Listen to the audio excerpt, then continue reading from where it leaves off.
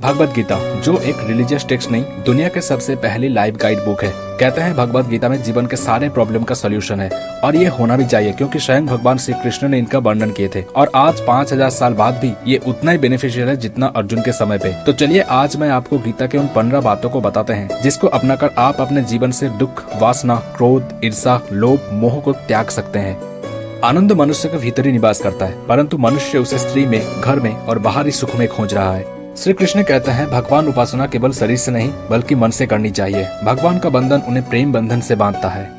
मनुष्य के वासना ही उसके पुनर्जन्म का कारण होती है। इंद्रियों के अधीन होने से मनुष्य के जीवन में विकार और परेशानियां आती है।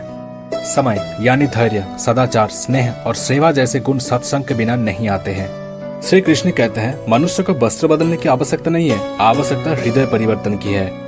जुआ, मदिरापान, अनैतिक संबंध, हिंसा, असत्य, मद, आसक्ति और निर्दयता, इन सब में कलयुग का वास है।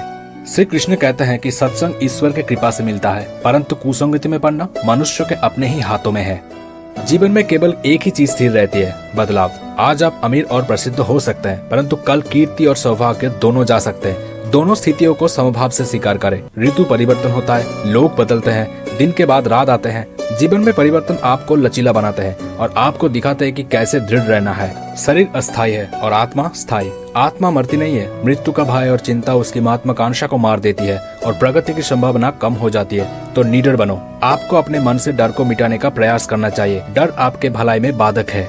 काम, खाना, सोना आदि बहुत अधिक या बहुत कम आपको उच्च वास्तविकता के करीब नहीं लाने वाला। सबकी एक सीमा होती है। अच्छी तरह से खाए और सोए और मनोरंजक गतिविधियों के लिए भी समय निकालें। क्रोध आपको स्थिर नहीं रहने देता। क्रोध में आप अपना संतुलन खो देते हो और ऐसे स्थिति में आप न्यायपूर्ण ढंग से तर्क नहीं कर सकते और ऐसे में आपका विनाश तय है। ये क्रोध ही तो है जो असफलताओं के मूल कारण है।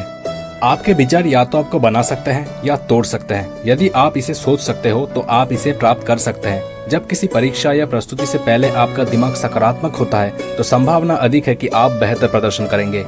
आप जो कोई भी काम करते हो उसे सच्चे मन से करो, शांत मन से करो। श्री कृष्ण कहते हैं कि एक संदिग्ध मन ना तो इस दुनिया में और ना ही परलोक में शांत होगा। विश्वास आपके काम में सकारात्मक ऊर्जा और गति लाता है। लालची कभी मत बनिए। आपके पास जो है उसी में संतोष जरूरी है। पहले खुश और संतुष्ट रहे और फिर आपके जरूरतों के लिए काम करें।